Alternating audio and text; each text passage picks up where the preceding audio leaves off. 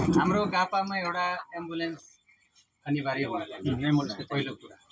दोस्रो, गापाभरिको लागि एउटा एमबिबिएस डक्टर आवश्यक छ हामीलाई, किनभने अस्ति एउटा घटना भएकै गर्दा गाडी पनि छैन, हामी धेरै बेर कुड्यौँ, त्यो मान्छे लास्टमा डेड भयो। र उठाउने मान्छे, त्यो मान्छे उठाएर ल्याउने मान्छे यहाँसम्म मै। पहिलो कुरा एउटा एकजना एमबिबिएस डक्टर गापाभरिको लागि।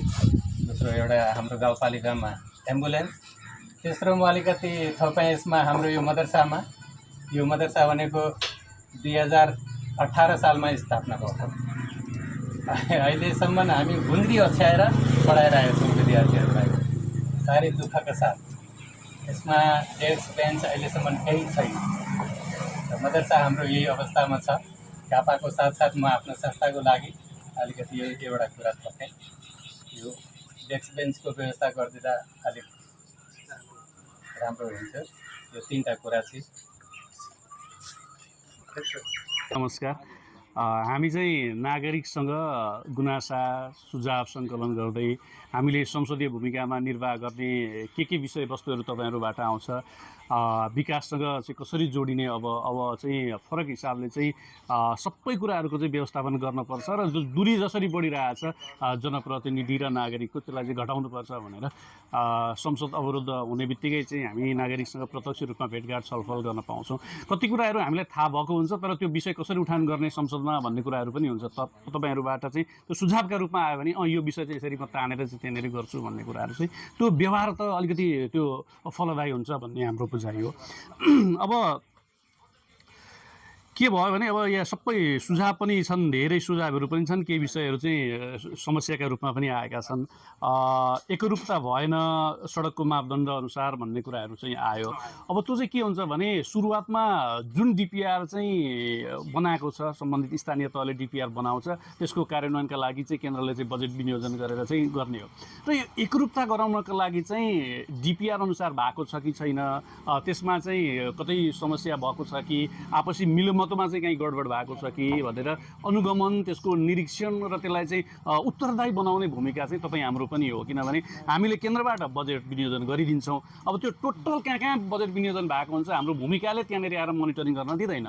नदिइसकेपछि हो त्यो कहीँ चिप्ल्याइदिया हुन्छन्, कहिले चाहिँ कता चाहिँ एउटा पक्षसँग मिलेर चाहिँ सग्रियाइदिया हुन्छन् बाटाका चाहिँ मापदण्डहरू, ती कुराहरू हुन्छ। अब जस्तो हुलाकी राजमार्गको विषय अस्ति मैले उठाएँ, त्यसको 7 मिटर चाहिँ कालोपत्रेको त्यो मापदण्ड छ, 1.5 मिटर चाहिँ त्यो ग्राभल सोल्डर हुन्छ नि, जुन यो गरेर दुईतिर चाहिँ त्यो मापदण्ड छ, तर त्यो कहीँ कतै पालना भएको देखिँदैन। त्यो नदेखिनुको कारण के हो भन्दा त त्यहाँका स्थानीयवासीले पनि तत्कालीन अवस्थामा चनाखो हुनु पर्थ्यो नि त। अब चाहिँ के गर्ने भने यो हाम्रो डिपिआर अनुसार चाहिँ के कति छ त भनेर चाहिँ सुरुवातमै हामी चाहिँ यसको लेन्थ कति हो, लम्बाइ कहाँनिरसम्म हुने पर्ने हो र त्यसको मापदण्ड के छन् भनेर चाहिँ आफूले जानकारी लिएर यो विकास मेरा लागि हो भन्ने चाहिँ बुझ्नुपर्छ।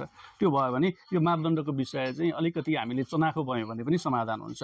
अर्को, यो लगतकट्टा भएन भनेर कसले भन्नुभयो, त्यो उहाँले भन्नुभयो यो लगतकट्टाको विषय त स्थानीयसँग जोडिन्छ, हो यसमा हामीले तत्काल गर्न त केही सकिँदैन, तर तपाईँले स्थानीय तहसँग समन्वय गर्नुभयो भने यो समाधान होला भन्ने मैले बुझेको छु। अब सबैभन्दा चिन्ता र चासो भनेको हामी पूर्वाधार त बनाउँछौँ, करोडौँ रुपियाँ केन्द्रबाट पनि आउँछ, पालिकाले पनि गर्छ, प्रदेशले पनि लगानी गर्छ, तर पूर्वाधारको संरक्षण र सम्वर्धनमा चाहिँ हामी कसैको ध्यान पुगेकै छैन। अब यहाँ जसरी भनिरहेछौँ नि, सडकमा चाहिँ झाडीहरू आएको छ, दुर्घटनाको चाहिँ समस्या बढो।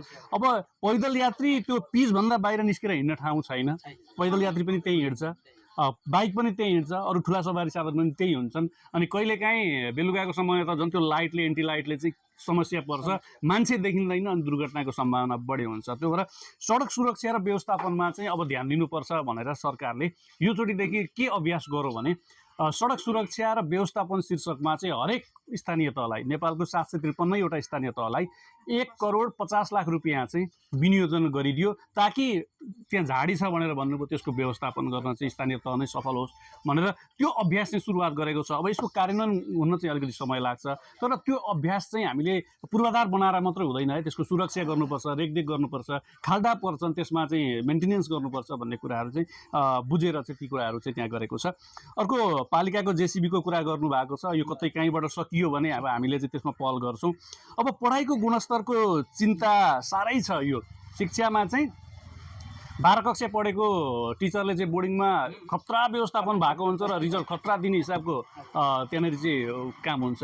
तर सरकारी स्कुलका टिचरहरूले चाहिँ अनेकौँ तालिमहरू प्राप्त गरेर पनि त्यो गुणस्तर त्यहाँनिर शिक्षाको गुणस्तर मिट भइरहेको छैन भनेपछि यो चिन्ता र चासोलाई चाहिँ अब अलिकति व्यवस्थापन गर्नुपर्ने चुनौती चाहिँ छ र केन्द्र सरकारले के गरिरहेछ यसपालि अलिकति तयारी पुगेन।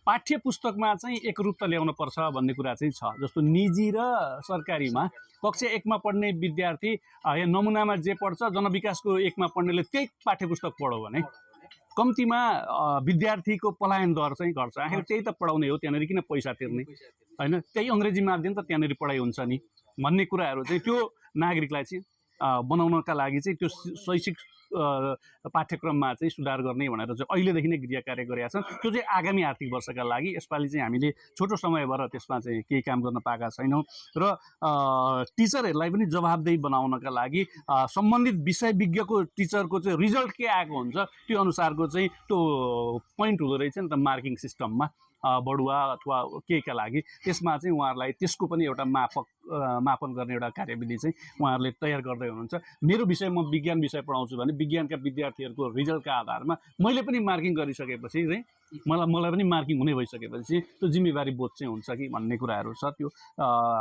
त्यसमा चाहिँ सुधार हुन्छ। अर्को बिमाको विषय भएको छ, यो राम्रो कुरा उठाउनु भयो। यो हामीले पनि स्पष्ट पार्ने मौका पाउँछौँ। यो अहिले निजीलाई बिमाको चाहिँ के अरे स्वास्थ्य बिमाको जुन हटाएको छ यो व्यवस्थापनका लागि हटाएको हो। सरकारले एउटा स्वच्छ भावना लिएर चाहिँ तत्कालीन स्वास्थ्य मन्त्री गगन थापाले स्वास्थ्य बिमा लागू गर्नुपर्छ भनेर गर्नुभएको हो। अहिले 1380 अर्ब रुपैयाँ सरकारसँग दायित्व छ। यो हामीले जुन दिनदेखि लागू गर्यौँ त्यो दिनदेखि भुक्तानी गर्न सकेका छैनौँ। 1380 अर्ब हेर्नु है, राज्यको दायित्व छ अहिले यसपालि भुक्तानी गर्नुपर्ने होइन। अब यो चरणबद्ध रूपमा चाहिँ हामी सरकारले गरिरहेको छ। अहिले दोस्रो किस्ता निकासा गरेको छ र हामीले काम लगाइसकेपछि कुनै प्रोजेक्ट चाहिँ अगाडि बढाइसकेपछि त्यसको दायित्व पनि भुक्तानी त गर्नुपर्छ होइन। दैनिक 77 करोड प्लसको चाहिँ त्यो बढिरहेछ भनिसकेपछि अब यहाँ के देखियो भने 1100 बिरामीको उपचार गरेको हस्पिटलले 93 करोडको बिल पेश गरेको छ राज्यलाई। हेर्नु है, सुन्नु है, यहाँ गम्भीर कुरा छ। 11,000 बिरामीको उपचार गरेको 93 करोड रुपियाँ चाहिँ बिल पेश गरेको छ 11,000 को। अनि 34,000 बिरामीको उपचार गरेको हस्पिटल सरकारी अस्पतालले 39-38 करोड समथिङ झन्डै 39 करोड रुपियाँको बिल पेश गरेको छ सरकारी अस्पतालले। पैसा त तपाईँ हाम्रो राज्यको होइन, जाने त हाम्रो पैसा हो।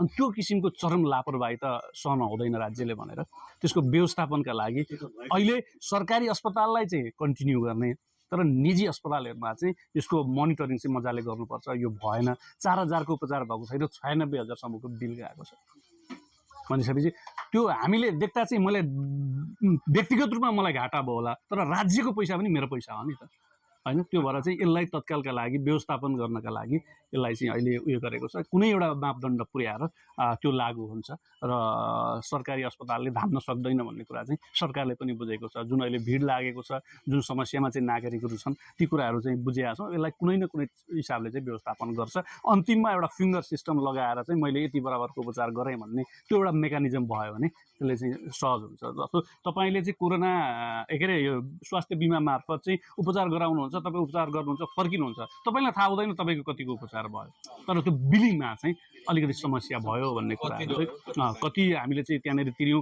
उसले चाहिँ कतिको बिल पेस गर्यो, यहाँ त फर्जी त कति देखिएको अवस्था पनि छ। अब त्यहाँ पटाइ भएको छ, त्यो राज्यको कोषको रकम दुरुपयोग हुन हुँदैन भन्ने कुराहरू चाहिँ राज्यले बुझेर चाहिँ अब त्यो दैनिक 77 करोडको भार चाहिँ अब कन्टिन्यू भयो भने त त्यो बढ्दै जाने हो होइन। अनि त्यसलाई अहिले रोकेर कम्तीमा स्वास्थ्य के अरे सरकारीमा चाहिँ कायम राखौँ, यसलाई चाहिँ मोनिटरिङ गरौँ भनेर चाहिँ त्यो रोकेको हो। त्यसलाई त्यसरी बुझिदिनु होला। अर्को एम्बुलेन्सको कुरा उठाउनु भएको छ उहाँ सरले, एमबिबिएस डक्टरको मदरसाको समस्या अब डेस्क बेन्चको भन्नुभएको छ। अब यो कतैबाट काहीँबाट उपाय भयो भने अब यो केन्द्रले त ससाना कुराहरूमा चाहिँ सबै उयो गर्दैन, अलिकति प्रोजेक्टमा प्लान बेसमा डिपिआर भएका योजनामा भौतिक संरचनाहरूमा चाहिँ अलिकति ठुलो लगानी चाहिँ केन्द्रले गर्ने हो। हामीलाई न्यूनतम 3 करोडभन्दा माथिका गर भन्ने कुराहरू गर्छ।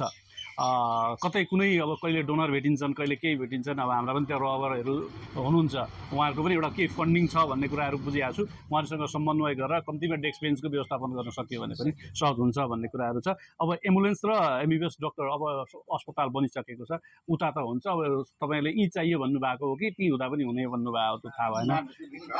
गाउँपालिकाभित्र त त्यो त आइहाल्छ, त्यसमा त समस्या थप गर्दैछ। त्यो जब अब एउटा मात्रै हैन, दुईजना हुँदैछ। त्यो पहिला तत्कालीन प्रधानमन्त्री केपी शर्मा ओलीले का पालामा चाहिँ त्यो उद्घाटन भएका अस्पतालहरूको चाहिँ अब यसपालिदेखि चाहिँ धेरै ती के छ त्यो आधारभूत स्वास्थ्य चौकी भन्छ होला होइन, आधारभूत अस्पतालहरू 1500 अस्पतालहरूमा चाहिँ अहिले स्वास्थ्य मन्त्रालयले आवश्यक इक्विपमेन्ट, आवश्यक जनशक्ति पठाउने क्रम सुरु भएको छ। यो आर्थिक वर्षदेखि सबैतिर चाहिँ त्यो जनशक्ति र उपकरणहरू चाहिँ पठाउँछ।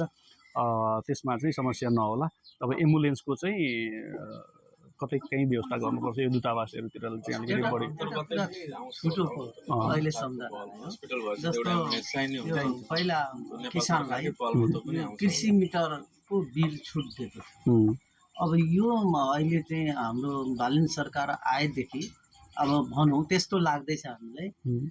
अब यथार्थ के हो त्यो चाहिँ छुट नपाइने होइन। त्यो छुट भनेको त्यो सरकारले दिएको होइन, स्थानीय तहले छुट दिएको हो।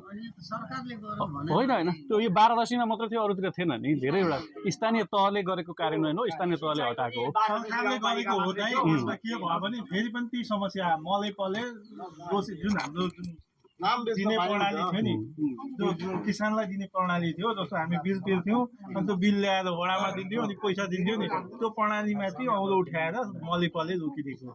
त्यो चाहिँ यही हो, धेरै स्थानीय यहाँ हो, यहाँको आन्तरिक हो कि। अब अर्को चाहिँ यहाँ साँच्चै किसानको विषय उठान भएको थियो यहाँ, मलको समस्या अनि अलिकति किसानहरू प्रताडित छन् भन्ने कुराहरू छ। अब हामीले बुझेका छौँ। अब मल चाहिँ कस्तो हुँदो रहेछ भने यो ओमान अनि कुवेत लगायतका मुलुकबाट मल उत्पादन भएर नेपाल आउँदो रहेछ।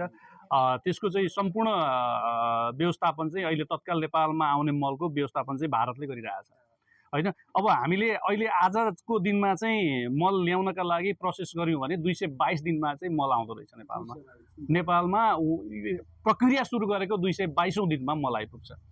अनि यहाँ चाहिँ के भयो भन्दा हामीले हाम्रो सरकारी च्यानलबाट त्यो मल उत्पादक मुलुकहरूलाई चाहिँ भन्यौँ होइन, छलफल गऱ्यौँ। छलफल गर्दा उहाँहरूले के भन्नुहुन्छ भने हाम्रो ओमानको रासायनिक मल उत्पादन गर्ने कम्पनीको विश्वमा सबैभन्दा ठुलो बजार भारत हो। अनि भारतलाई चिडियाएर सिधै नेपालसँगको त्यो ट्रेड सम्झौता उसले गर्दैन, किनभने नेपाललाई त सीमित छ, थोरै छ बजार।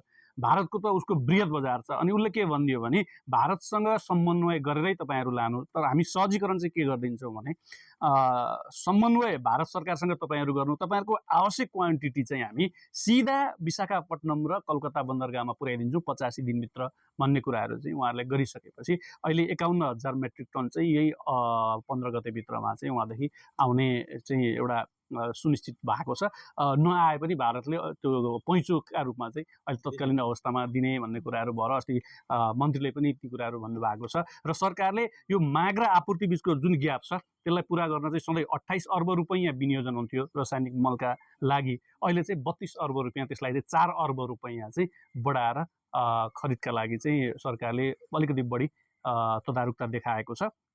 र मूल रूपमा चाहिँ अब यो रासायनिक मलको समस्या एउटा किन पनि देखियो भन्दा हामीले जग्गा वर्गीकरण गरेका रहेछौँ। अब सहरी क्षेत्रको जग्गा वर्गीकरण गरेर सबैले आवास भनेर चाहिँ जग्गा वर्गीकरण गर्नुभएको छ, तर त्यहाँ धान रोप्नु भएको छ अनि मल लिन जानुभएको छ क्या। अनि त्यो वर्गीकरणका आधारमा चाहिँ कोटा निर्धारण गरेको छ र माग र आपूर्तिको अन्तर धेरै देखिँदैन। तर एक्चुअल रूपमा चाहिँ यहाँनिर समस्या त्यसरी पनि भइरहेछ। हाम्रो 12 पालिकाले कति पाउने, हल्दीबारीले कति पाउने, अर्को पालिकाले चाहिँ कति पाउने भनेर चाहिँ पहिल्यै कोटा निर्धारण भएको हिसाबले चाहिँ त्यसमा समस्या भएको छ। त्यसलाई रिभ्यू गर्ने अथवा त्यो वर्गीकरणलाई चाहिँ करेक्सन गर्न सकिएन भने मल चाहिँ 12 चाहिने यति हो भनेर चाहिँ उसले रेकर्ड राखेको छ, त्यही अनुसार माथिबाट पठाइदिन्छ। तर यहाँ चाहिँ समस्या भइरहेछ, किनभने मान्छेले चाहिँ के गर्दै भने भोलि लोन खान सकिन्छ कि अरू कुनै प्रयोजनमा चाहिँ सहज हुन्छ कि भनेर त्यो भएको जग्गालाई पनि आवास र उयसमा चाहिँ वर्गीकरण गरेको छ। त्यो वर्गीकरणका आधारमा चाहिँ त्यो वर्गीकरणलाई आधार मानेर चाहिँ उसले कोटा निर्धारण गरेका कारणले